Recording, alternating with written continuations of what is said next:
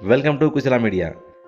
నల్లమల్ల అరణ్యంలోని ఆత్మకు సబ్ డివిజన్లో 154 ఏళ్ల క్రితం కాలగర్భంలో కలిసిపోయిన ఓ అరుదైన దృశ్యం మరోసారి ఆవిష్కృతమైంది.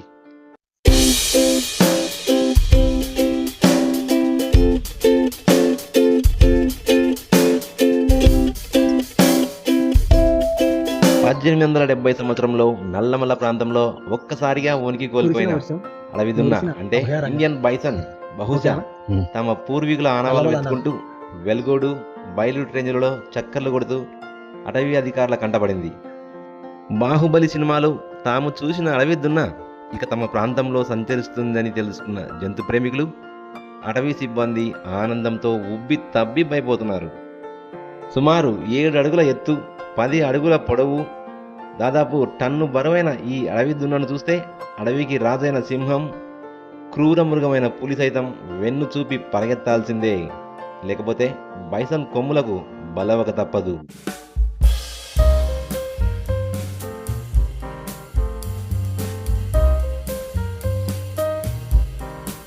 పద్దెనిమిది వందల 70 సంవత్సరంలో వేల సంఖ్యలో ఉన్న అడవి దున్నలకు ఆహారం పుష్కలంగా ఉన్నా ఒక్కసారిగా అంతమవడానికి కారణాలు ఇప్పటికీ తెలియడం లేదు. సుమారు 154 ఏళ్ల క్రితం అంతరించిపోయిన అడవి దున్నల సంతతి ఒక్కసారిగా నల్లమల అడవిలో ఎలా ప్రత్యక్షమైందో ఎవరికీ అంతు చిక్కడం లేదు. సాధారణంగా ఈ అడవి దున్నలు ఆహారం, ఆవాసం కోసం గుంపులుగా సంచరిస్తుంటాయని, అయితే ఈ అడవి దున్న ఒక్కటే వచ్చిందా లేకపోతే గుంపులుగా వచ్చాయా అన్న విషయంపై అటవీ అధికారులు సెర్చ్ ఆపరేషన్ చేపడుతున్నారు.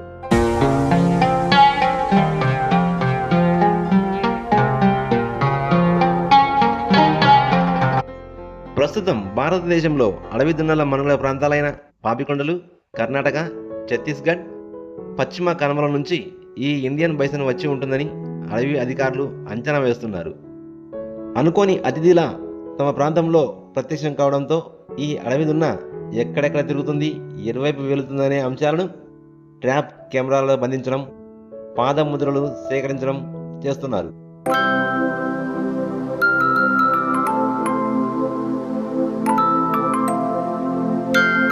154 ఏళ్ల క్రితం అంతరించిపోయిన అడవి దున్న ఇటువైపు రావడంతో మురిసిపోయిన అటవీ అధికారులు వీటి సంతతిని ఎందుకు ఉత్పత్తి చేయకూడదనే అంశంపై దృష్టి సారించారు. ఈ అంశం సాధ్యాసాధ్యాలను ఉన్నతాధికారులతో చర్చించి 2 నెలల్లో 20 ఆడ మగ దున్నలను తీసుకువచ్చేందుకు పక్కా ప్లాన్ రచిస్తున్నారు. ఇందుకోసం వరల్డ్ వైల్డ్ లైఫ్ ఫండ్ అనే సంస్థ ముందుకు రాగా తన వంతుగా రెడ్డిస్ ల్యాబ్ ₹1 కోటి విరాళం ప్రకటించింది. నల్లమల అరణ్యం పేరు చెబితేనే పెద్ద పులులు గుర్తుకొస్తాయి. ఇక అతి త్వరలోనే ఇండియన్ బైసన్ కూడా గుర్తుంచుకోవాల్సి వస్తుంది. జంతు ప్రేమికులు be ready to see Indian bison. అదే గతంలో ఇక్కడ ఉండేది అడవి దున్న అనేది గతంలో ఎప్పటి నుంచో నల్లమల అటవీ ప్రాంతంలో ఉంది. మన records, forest department working plans, managing plans వీటిని చూసినప్పుడు దాని రికార్డ్స్ అయితే ఉన్నాయి. కాకపోతే కొన్ని అనుకోని కారణాల వల్ల అది అంతరించిపోయింది. అంటే మన అగ్రికల్చర్, హ్యాబిటేట్ డిస్ట్రక్షన్ ఇలాంటి వాటి వల్ల, అలాగే కొంత హంటింగ్ వరకు కూడా ఉండొచ్చు. అందువల్ల అవి అంతరించిపోయింది. గత 30-40 సంవత్సరాల్లో మేము కూడా ఎప్పుడు కూడా చూసిన దాఖలాలు అయితే లేవు. రీసెంట్గా ఈ వేసవి కాలంలో మనకి ఇది మన నల్లమల్ల ప్రాంతమైనటువంటి ఆత్మకూరు అలాగే వెలుగోడు, బయలుటి ఈ ప్రాంతాల్లో మనకి లోపల అటవీ ప్రాంతంలో కనిపించింది. సో కనిపించిన తర్వాత ప్రత్యేకంగా దాని మీద పూర్తిగా దాని యొక్క మూమెంట్ ఎట్లా ఉంటుంది ఇదంతా కూడా పర్యవేక్షణ అనేది చేస్తున్నాము. మన ఫ్రంట్ లైన్ స్టాఫ్ వీళ్ళందరి ద్వారా కెమెరా ట్రాపింగ్ అంటే కంటిన్యూస్ పెట్రోలింగ్ వీళ్ళందరి ద్వారా దాన్ని మానిటరింగ్ అయితే చేస్తున్నాము. సో ఒకే ఒక ఇండివిజువల్ మనకి ఈ ప్రాంతంకి రావడం జరిగింది. మనకి ఆంధ్రప్రదేశ్లో ఇప్పుడు ప్రస్తుతం అయితే ఇది ఉత్తరాంధ్ర ప్రాంతమైనటువంటి పాడేరు, పాపికొండ నేషనల్ పార్కు ఈ ప్రాంతాల్లో అయితే ఉంది. మనకి ఆంధ్రప్రదేశ్లో కాకుండా మన పక్కన ఉన్నటువంటి కర్ణాటక, తెలంగాణ, అలాగే ఛత్తీస్గఢ్ ఈ ప్రాంతాల్లో కూడా మనకి అడవి దున్న, మనకి ఇండియన్ గౌర్ అని చెప్పేసి అంటాము. ఇది మనకి ఈ ప్రాంతాల్లో కనిపిస్తుంది. ఈ పరిసర ప్రాంతాల్లో ఎక్కడి నుంచి అన్నా ఇది కొంత దారి తప్పిపోయి మన వైపు ఇలా సంచరిస్తూ రావడం జరిగింది. అలాగే మనకేంటంటే that is one good indication. ఏంటంటే ఈ విధంగా ఏదన్నా కొత్త కొత్త గతంలో ఉన్నటువంటివి మళ్ళీ ఈ ప్రాంతానికి రావడం అనేది అది ఏదైనా కావచ్చు. ఇది మనకి మెగా హెర్బివోర్ కింద మనం చెప్పుకోవడం జరుగుతుంది. అంటే మనకి ఇక్కడ ప్రస్తుతం అడవిలో ఉన్నటువంటివన్నీ కూడా హెర్బివోర్స్ శాకాహార జంతువుల్ని చూసినట్లయితే గనక అవన్నీ కూడా చుక్కల దుప్పులు, లేతే సాంబారు, చౌసింగ ఇవన్నీ కూడా చిన్న సైజులో ఉంటాయి. ఈ అడవి దున్న అనేది ఇంచుమించు 1 టన్ను పైనే ఉంటుంది మనకి బరువు. అది మెగా హెర్బివోర్ అని చెప్పేసి దీన్ని అంటాము. అలాగే మెగా హెర్బివోర్ జాతుల్లో ఇంకా మనకి ఖడ్గమృగం, ఏనుగులు ఇలాంటివన్నీ కూడా మెగా హెర్బివోర్స్. ఇక్కడ దీని పరిస్థితి చూసినట్లయితే కనుక ఇండియన్ గౌర్ అనే దీనికి పుష్కలమైనటువంటి ఆహారం అనేది ఇక్కడ ఉంది. అంటే దానికి కావాల్సినటువంటి గ్రాస్, గడ్డి జాతులు కానీ, అలాగే చెట్ల జాతులు కానీ, వీటిలన్నిటి యొక్క ష్రబ్స్ ఇవన్నీ కూడా దానికి పుష్కలమైనటువంటి ఆహారం ఉంది. కాబట్టి అది వచ్చి ఇక్కడ అనువైన ప్రాంతంగా అనుకుని మనకి అది ఎస్టాబ్లిష్ అవ్వడం జరిగింది ఇక్కడ ప్రస్తుతానికి. సో అలాగే మనము దీనికి ముందుగానే యాక్చువల్గా మనకి ఈ రికార్డులన్నీ పరిశీలించి మనము ఎన్ఎస్టీఆర్ యాజమాన్యము ఇక్కడికి కొన్ని అడవి దున్నలని రీఇంట్రడ్యూస్ చేయడానికి ప్రపోజల్ అనేది గవర్నమెంట్కి పంపించడం జరిగింది.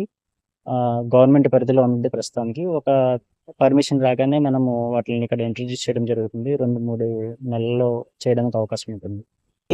దీనివల్ల టైగర్స్ కానీ, టైగర్ వల్ల దీనికి కానీ హాని అనేది ఎలాంటిది ఏమి ఉండదు. ఎవరి పరిధిలో ఏ జంతువు పరిధిలో అవి వాటి యొక్క హ్యాబిటేట్లో అవి ఉంటాయి. ఎక్కడ కూడా క్లాష్ అనేది రావడం అనేది జరగదు సాధారణంగా. మామూలుగా ఇవి టైగర్, లేకపోతే ఇలాంటివి శాకాహార జంతువుల్ని వేటాడుతుంటాయి. సో అది కూడా దాని యొక్క సైజుని బట్టి వేటాడుతూ ఉంటాయి. చిన్న చిన్న వాటిని వేటాడగలవు కానీ బాగా పెరిగినటువంటి వాటిని వేటాడలేవు. టైగర్ అయినా కూడా దీన్ని పూర్తిగా వేటాడడం అనేది సాహసం అలాంటివి చేయవు. ఒకటే యానిమల్ రావడం జరిగింది. అది వేరే ప్రాంతం నుంచి రావడం, వేరే స్టేట్ నుంచి, తెలంగాణ నుంచి కానీ, లేకపోతే మనకి కర్ణాటక వైపు నుంచి కానీ ఎక్కడి నుంచి వచ్చినది మనకి ఇంకా పూర్తిగా ఎస్టాబ్లిష్ కాలేదు. అది సహజసిద్ధంగా వచ్చి అక్కడ స్థిరపడింది ప్రస్తుతానికి. సో అనువైన వాతావరణంగా ఉంది. దానికి కావాల్సినటువంటి ఆహారము అంటే గడ్డి లభిస్తుంది. అలాగే ఇతర చెట్ల ఆకులను కూడా తింటుంది కాబట్టి అది ఉంది. అలాగే వాటర్, ఇంకా సఫిషియెంట్ వాటర్ కూడా అందుబాటులో ఉంటుంది లోపల. సో అవన్నీ చూసుకుని మనకి బయట ప్రాంతంలో ఇది సంచరించలేదు, అంత ప్రొటెక్షన్ ఉంటుంది. అడవిలో అంటే దీనికి సంరక్షణ ఉంటుంది కాబట్టి అది ఒక అడవిలోంచి బయటకు వచ్చినా కూడా బయట ఉండలేదు, ఇంకొక అడవిలోకి రావాలి. అలాగా ఒక ప్రాంతం నుంచి బయటకు వచ్చిన తర్వాత ఈ ప్రాంతంలో ఇక్కడ నల్లమల అటవీ ప్రాంతంలో లోపలికి వచ్చిన తర్వాత అది సెక్యూర్డ్గా ఫీల్ అయ్యి ప్రస్తుతానికి ఇక్కడ ఉండడం జరుగుతుంది. మనకి మేల్ ఫిమేల్ రేషియో చూసుకొని మనకి గైడ్లైన్స్ ప్రకారము ఎన్టీసీఐ గైడ్లైన్స్, అలాగే wild life institute of India వాళ్ళ యొక్క గైడ్లైన్స్ ప్రకారము female and male ratio maintain చేస్తూ ఇక్కడికి ఇంట్రడ్యూస్ చేయడం జరుగుతుంది. ఒక 10 to 20 యానిమల్స్ ఇనిషియల్గా రిలీజ్ చేయడం జరుగుతుంది.